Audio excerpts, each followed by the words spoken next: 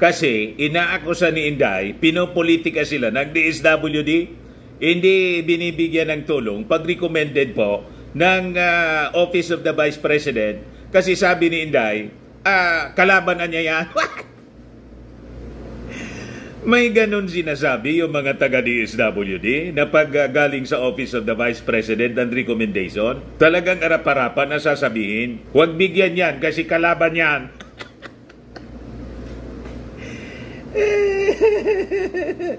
Secretary Rex Gatchalian, sinisiraan yung opisina po ninyo ni Inday. Masama yung sinasabi ni Inday na pinopolitika ninyo. Pagaling sa kanila yung recommendation, hindi ninyo tutulungan kasi sinabi daw kalaban.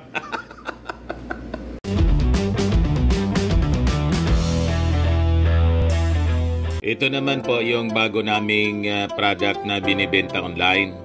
iGlow Serum, whitening po siya. Tingnan ninyo yung epekto sa aking anak na architect before and now. Yung mga inquiries po ninyo, dumiretso na lang kayo sa kanyang Facebook account, Riz Maravillas. Umusok na naman mga kababayan si Inday. Sana niya Mr. Maravillas umusok. Sa budget hearing ng Office of the Vice President sa Senado, tinatanong lang siya tungkol sa pagkakagastusan ng kanyang proposed 2.37 billion po. Kung ano-ano na po yung pinagsasabi ni Inday.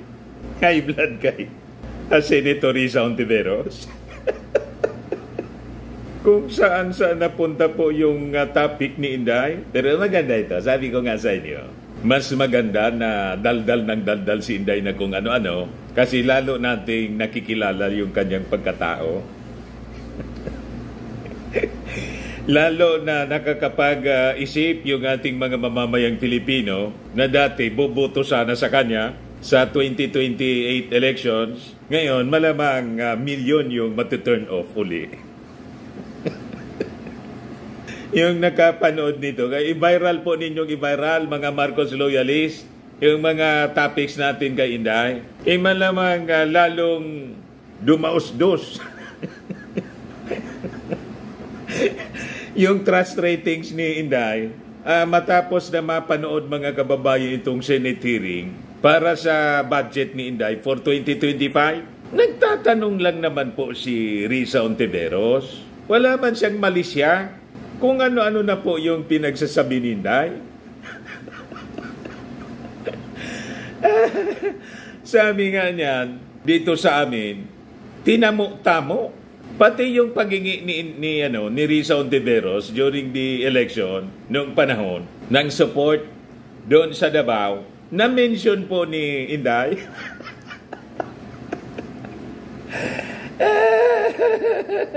Out of topic po. Buti hindi po in out of order ni Grace po. Pero maski si Grace po parang hindi nagustuhan mga kababayan. Siya yung presiding officer, Chairman Committee on Finance kasi mga kababayan.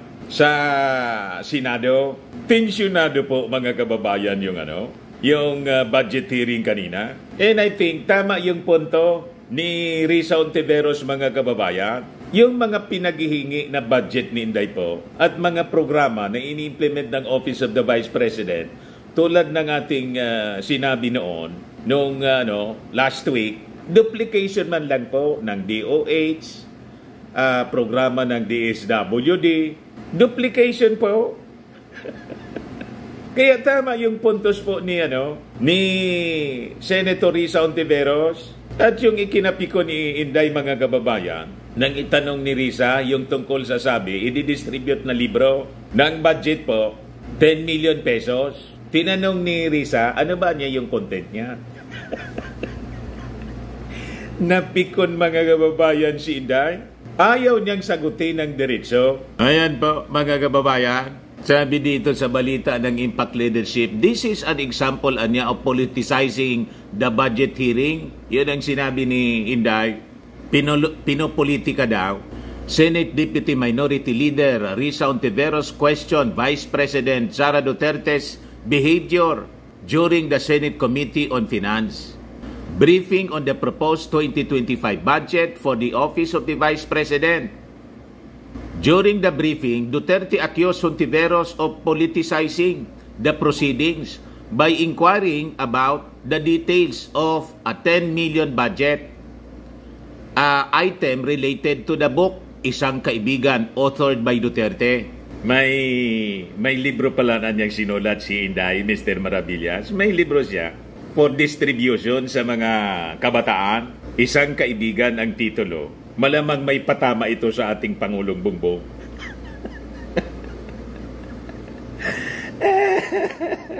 Pagkatapos yung libro, babadgetan ng 10 million galing sa taxes ng ating mamamayang Pilipino. Tama ba yun? Pampolitika nga.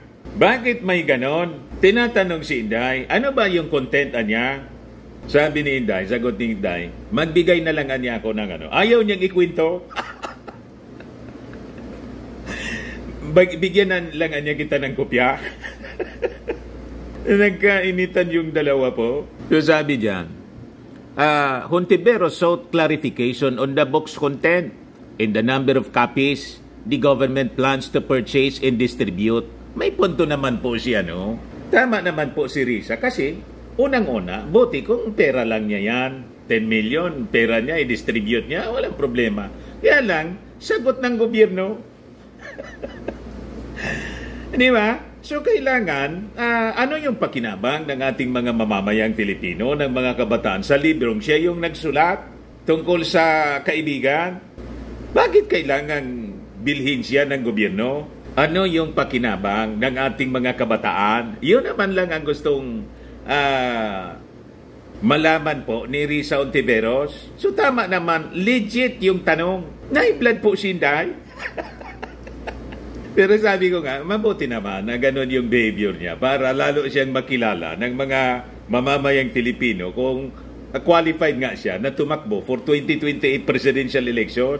Di ba? So sabi diyan, Duterte claimed that Hontiveros' concern stemmed from her name being prominently featured in the book, which could potentially influence voters. However, Hontiveros, emphasized that her inquiries were straightforward and found it perplexing that such a basic question had caused significant debate. Nagtantrums ka agad po si Inday. Tinatanong lang. Kung ayaw niyang tanungin, I think hindi talaga siya bagay sa public office. Magpribado siya. Kasi masyadong bossing yung kanyang dating. Ayaw nang tinatanong. Ang gusto niya, yung mga tanong na friendly questions. Tulad ng mga kaalyado niya, galing kay Bato, galing kay Bungo. Pero yung galing kay Risa Hontiveros, allergic siyang sagutin. Nai-blood agad. Yan sabi ni Inday. This is an example niya of politicizing the budget hearing through the questions of a senator.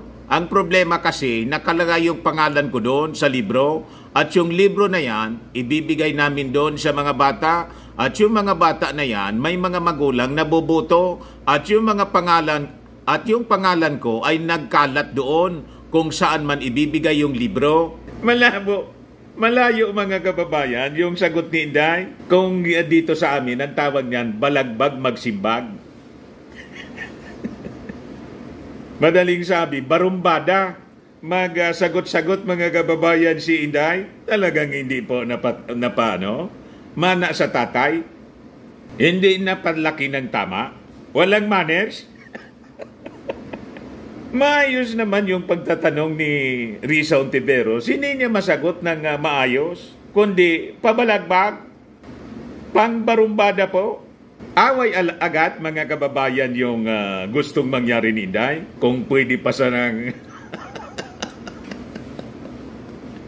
gigil na siguro si Inday. Eh sabi po ni Risa Hontiveros, hindi ko maintindihan yung ugali ng ating resource person. It is a simple question. Paulit-ulit na this is politicizing. Ang BP ang nabanggit ng salitang boboto o nagbanggit niya. Wala akong sinabing boboto. I'm simply asking. Malaman talaga, kahit pakinggan po ninyo, Si Inday po is putting words into the mouth of other people. Putting words, harap-harapan, naglalagay siya ng mga salita na hindi man sinasabi ng tao, hindi man sinasabi yun ni Risa. Mamaya i-play ko sa inyo yung sagutan ng dalawa. Wala mang ganun sinabi si Risa. Siya yung nagsasabi ng ganun. Kaya po, pag may narinig kayo na mga kwento ni Inday, huwag kayong maniwala. Kasi, yun imagination niya. Yung iniisip niya na duda, sinasabi niya yon at inaakusa niya doon sa kausap niya. Lalo na po sa ating Pangulong Bongbong Marcos. Kaya magduda na kayo yung mga statement sa press ko ni Inday. Malamang yung nasa isip niya lang yon. Kung sa Bicol po, tinooman man lang niya. Ano yan sa Tagalog na tinoom lang niya? Inisip lang niya yon. Tapos, yung inisip niya, yung duda niya, sa isang tao, kahit mali, hindi man totoo, hindi man iniisip, hindi man sinasabi ng kung sino, yon ang inaakusa niya. Yon ang nangyari ngayon po sa Senate hearing.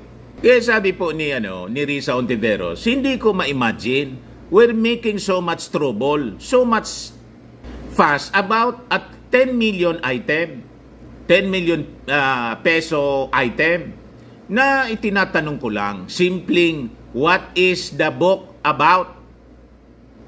At ilang kopya ang bibilhin ng gobyerno sa halagang 10 million at i-distribute? Yan man lang yung tanong, mga kababayan ni Risa Ontiveros, kung ano-ano na po yung pinagsasabi ni Inday. Wala na sa agenda, wala na sa topic. Tapos ito pa, sabi ni Inday, gusto nyo i-discuss natin yung West Philippine Sea? Vice President Sara Duterte expressed her willingness to discuss issues such as the West Philippine Sea, emphasizing that she does not pretend or sugarcoat her views. Duterte made this comment after Senator Alan Peter Cayetano highlighted the importance of being cordial during the Senate Committee on Finance briefing on the proposed 2025 budget of the Office of the Vice President. Duterte stated that while she is cordial in her dealings, particularly her approach to international diplomatic relations, she remains straightforward in her communication. I am very cordial anya when it comes to international diplomatic relations. Gusto nyo, i-discuss natin yung West Philippine Sea? Ba't hindi kasi ako plastic na tao? Wala man yun sa topic. Budgetary nga. Para sa kanyang iniinging pondo sa Office of the Vice President, napunta doon. Guilty kasi siya, mga kababayan. Kasi pagdating sa West Philippine Sea, no comment, pero hindi man yun ang topic doon. Kaya hindi man dapat yun binobrought out ni Inday sa discussion. Out of order. Pakinggan natin, mga kababayan, panoorin natin kung paano mag-tantrum si Inday. O ito po, published by by Inquirer.net, pero courtesy ng Senate of the Philippines. Live, Senate Committee on Finance. Committee on Finance, Subcommittee 8. Ayan po, panoorin natin po. Nakakatawa ito, na nakaka-high blood. Amy, but then she doesn't really. Okay, then Senator Risa is now recognized. She's just catching her breath because she came from two other obligations. One is the Commission on Appointments and another hearing. Thank you. Salamat po, Chair, at magandang hapon po sa lahat, mga kasama ko sa Senado at yung OVP family. Dalawang tanong lang po, Chair, para ngayong araw. Una po, I note that a huge chunk of the OVP's 2025 operations budget, 1.909 billion pesos, will be used for the delivery of socio-economic programs, such as one medical and burial assistance program. This supplements other healthcare programs of the government to assist indigent individuals and families. For 2025, 771.445 million will be allocated for the program. Sa loob niyan, 600 million pesos for medical assistance and 1.4 billion for burial assistance, which are, Madam Chair, very similar to the Medical Assistance to Indigent or Financially Incapacitated Patients Program o MAIF-IP of the DOH, and DSWDs, Assistance for Individuals in Crisis Situations or AICS. Pangalawa, disaster operations, which aims to provide relief goods duplication to lang po, areas ibig sabihin yan, not commonly reached parehas by other ng programa agencies. ng Para doon, 101.644 million pesos. And is also similar doon naman sa disaster risk management program of the DSWD. Third, relief for individuals in crisis and emergencies, o providing food boxes or food items kinopya lang ni Inday sa programa ng mga agencies po for OVP's other services. So 50 million pesos, which is also similar para magka-budget to siya. DSWD's AICS. And last, Magnegosyo Taday, livelihood assistance for those with entrepreneurial skills, 150 million pesos, which is also similar to DOLE's naman, Integrated Livelihood Program o DLIP. So, ang tanong ko po dito, Madam Chair, anong nag-lead sa OVP na mag-consider na i-launch yung ganitong programs? May ginawa bang studies para suportahan yung pagkakaroon ng ganitong programs na parallel naman sa katulad at existing programs ng iba't iba nating line agencies, Madam Chair? Yes, Madam Chair. Thank you. Noong ako po ay nangampanya, 3 lang po yung sinabi ko na plataforma. Una po, trabaho. Pangalawa po, edukasyon. At 3, mapayapang pamumuhay para sa ating mga mamamayan. Nung pumasok po kami sa Office of the Vice President, tiningnan po namin ang mga pinakamaraming requests ng ating mga kababayan. Una-una po, ang lagi po naming natatanggap na request ay medical and burial assistance. Pangalawa po ay financial assistance. Pangatlo, lagi silang humihingi ng tulong sa pagkain. At pang-apat, very recently, sa tali ng mga requests, no? Yes, sa tali ng mga requests is yung educational assistance na sinasabi ng mga kababayan natin. Sinasabi namin lagi sa kanila, libre naman yung public schools. Ngayon ay libre na rin yung higher educational institutions. Pero sinasabi nila nahihirapan kasi sila sa plete, nahihirapan sila sa pabaon ng mga bata at sa pagkain ng mga bata. Kaya meron kaming bago, ito yung educational assistance. At ang panghuli naman, lagi naming natatanggap na request galing sa ating mga kababayan ay kapag sila ay naging biktima ng disaster, whether man-made or natural disasters. So sila po ay lumalapit sa Office of the Vice President. Totoo po, merong mga ibang local government units at ibang national government agencies na ganito po ang kanilang programa. Pero po, nung ako ay umupo as a Vice President, I took an oath, and doon sa oath, I said that I will do justice to every man. So hindi po kami pwedeng humindi sa mga tao na humihingi ng tulong, lalong-lalo na ay kaparte ng gobyerno ang Office of the Vice President. Salamat, VP, Madam Chair.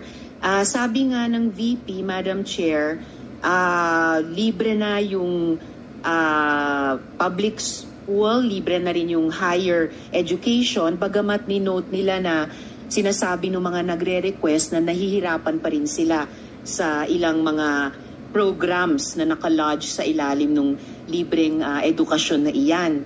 Kaya nga kinonsider nilang mag-launch ng ganitong mga katulad na programs.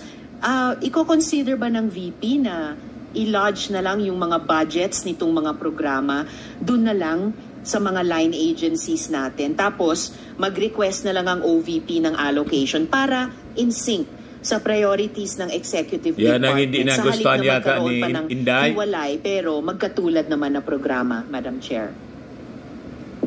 Madam Chair, we only submit the budget and we leave it to the discretion of all the members of Congress to decide on the budget. We can only propose a budget for the Office of the Vice President. Pero magbibigay po ako ng halimbawa kung ganun po ang gagawin natin. Tulad po ng AIX ng DSWD. Kapag meron po kaming nire-refer o binibigyan ng endorsement ng AIX sa DSWD, kadalasan po nasagot sa amin ay hindi pwede dahil galing yan sa Office of the Vice President at kalaban yan. Minsan po, totoo yan na pupolitika ang assistance para sa ating mga kababayan. Kaya po, uulitin ko, ang mga tao naman kasi hindi sila tumitingin sa politika. Tumitingin lang sila na itong opisina na ito ay opisina ng gobyerno at pwede kaming humingi ng tulong doon. And so I go back to the oath that I shall do justice to every man, at kaya po kami nandito at kaya po kami merong mga ganito na mga projects sa Office of the Vice President.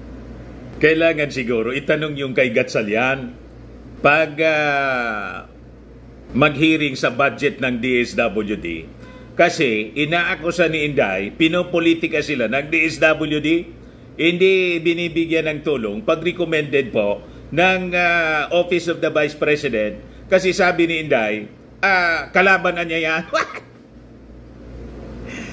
May ganun sinasabi yung mga taga-DSWD na pag galing sa Office of the Vice President ng recommendation, talagang arap-arapan na sasabihin, huwag bigyan yan kasi kalaban yan.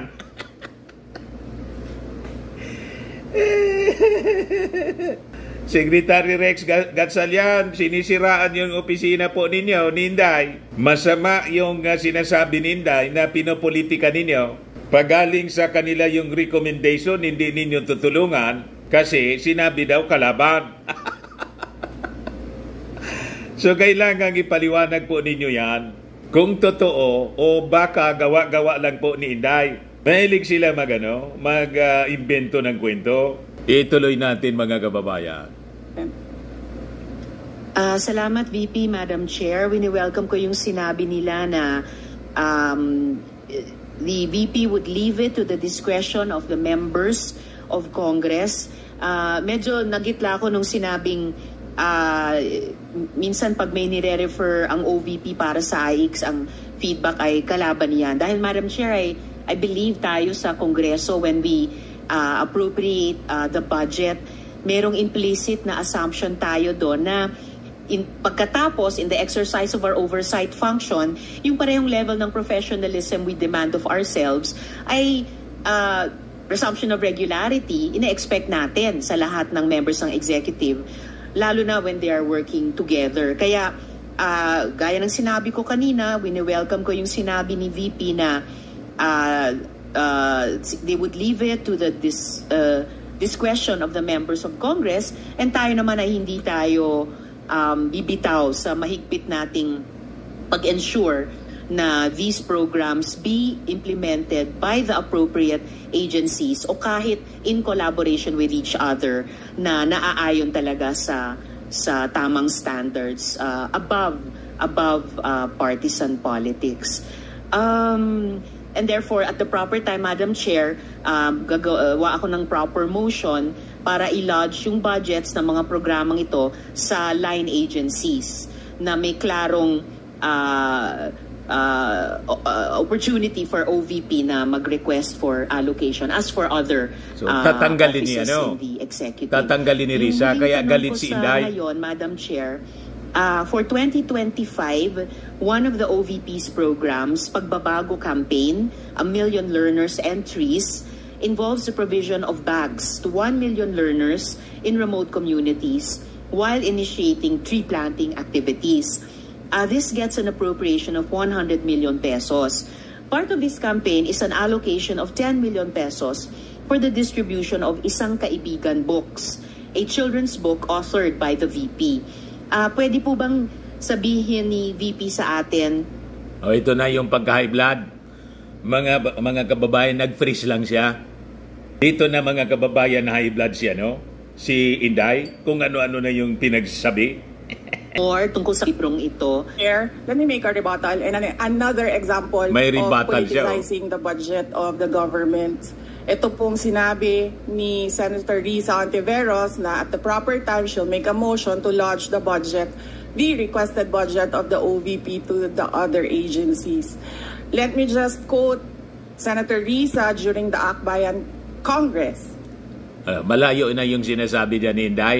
Politika na. Alam ko po na ang daming kalat ni Duterte na hirap tayong linisin. Ang kadiliman noong panahon niya ay talaga namang nanuot sa ating lipunan para mansa na napakahirap tanggalin. Out of topic na po siya. Niya ay may kapangyarihan pa, hindi magiging madali ang ating laban.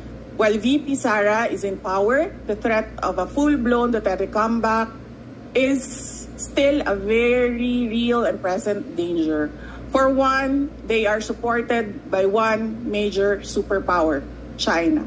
So that is an example of politicizing the budget of the government. Malayo na sa Madam topic po. Chair, that Senator Risa Ontiveros repeat the last question. I will certainly, if you request, Madam Chair, repeat my question dahil walang kinalaman sa kasasabi lang ng VP ngayon.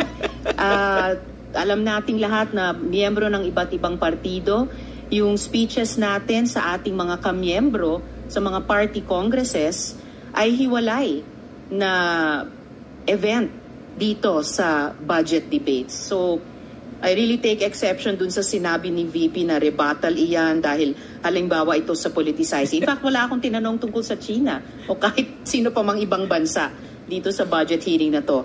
I am asking about yung national budget na ipapasa natin sa Kongreso para sa bansang Pilipinas. Wala sa topic, taong 2025. At ang pangalawang at huling tanong ko sa ngayon, before I make at the proper time propose an amendment which may or may not be accepted by the chair and by the colleagues para nga mas i-align ang mga kaperahan natin, lalo na't masikip ang fiscal space natin dun sa mga appropriate programs sa appropriate agencies na malayang-malaya ang OVP makipag-partner sa kanila tulad ng sino pang opisina sa executive.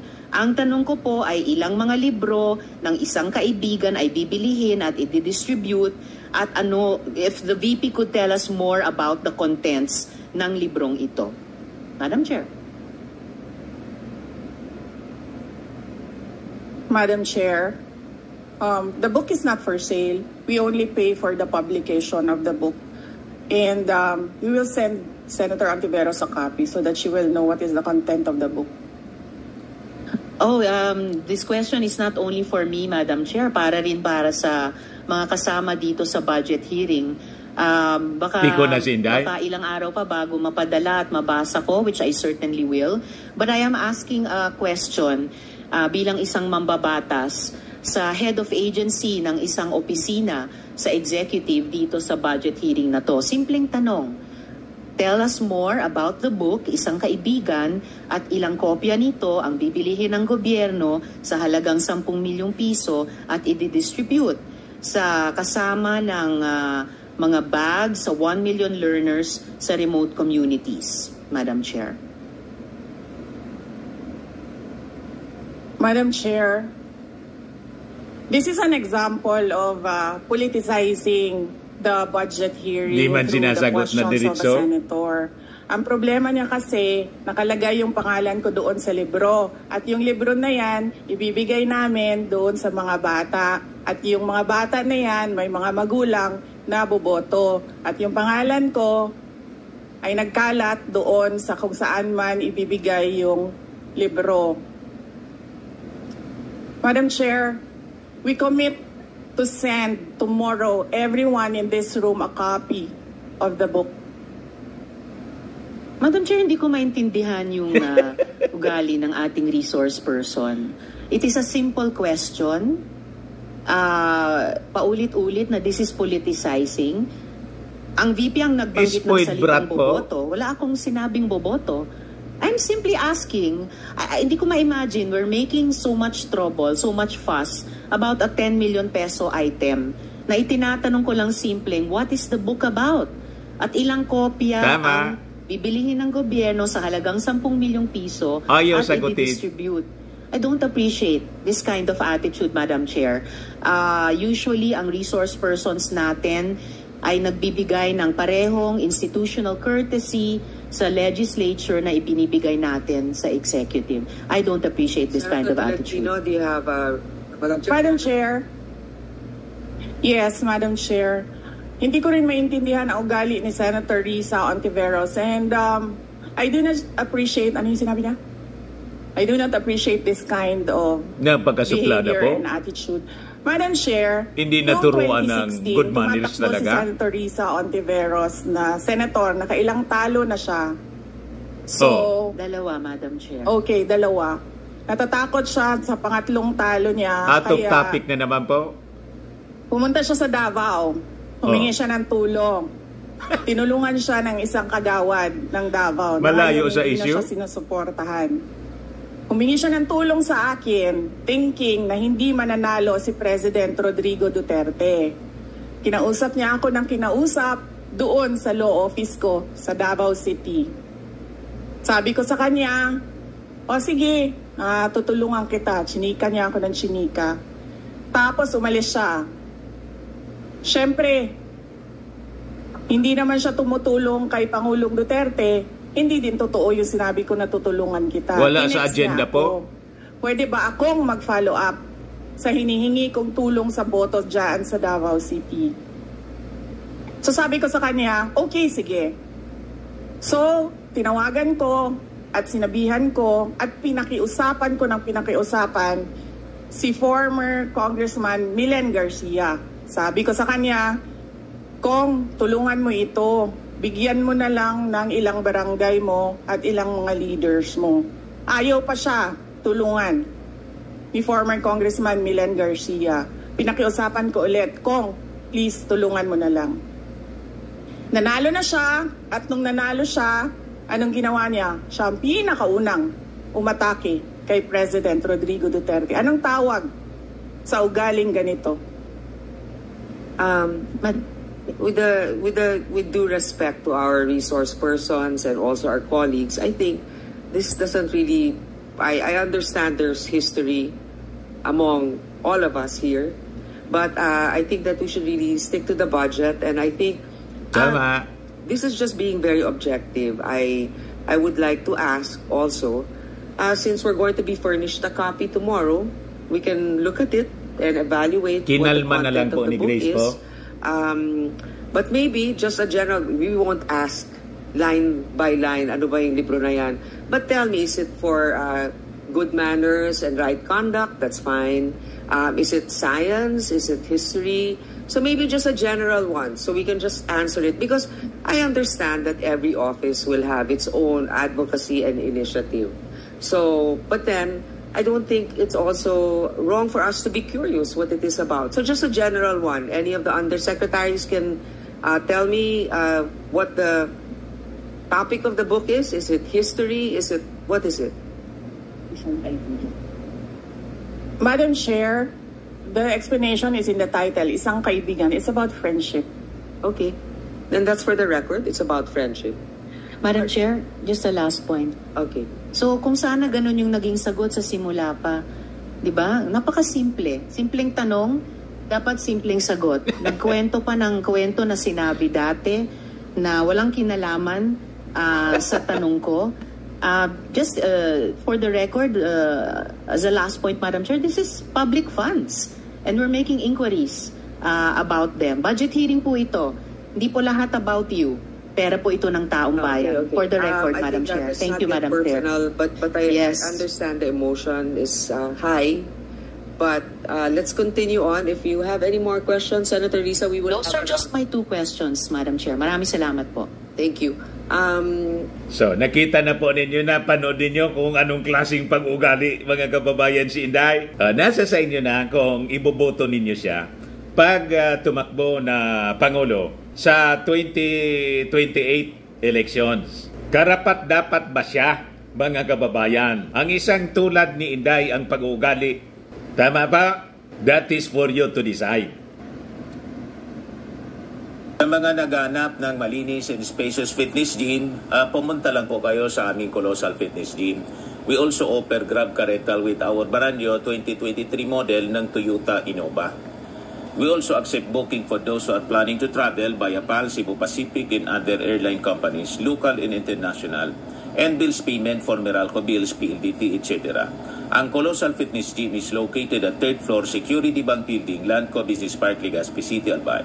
For inquiries, look for Gilon Maravillas, contact number 0966-802-0949. Yan ang aming Innova. Lagi na pong matao sa amin. Pati mga foreigners po, British tourist po sila. Ito mga taga Denmark, ito international. Ito yung bagong product naming binibenta online, iGlow Serum. Whitening po siya, made in South Korea. Tingnan ninyo epekto sa aking anak na architect entrepreneur. Sa mga inquiries ninyo, dumiretso na lang kayo sa kanyang messenger, Riz Maravillas.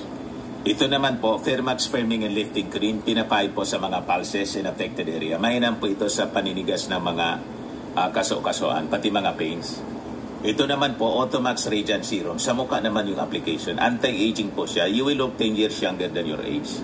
Sa mga cancer patients naman po, baka lang gusto ninyo itong itry. Ningxia Red Mixed Fruit Drink. Hindi man po siya gamot, food supplement siya. Kaya lang gawa siya mga kababayan sa goji berry. Yung goji berry may anti-cancer properties. Sa mga inquiries ninyo, dumiretso na lang kayo sa aming messenger sa Facebook. Ayos po, ako po si Dante Maravillas. Bye-bye. God bless.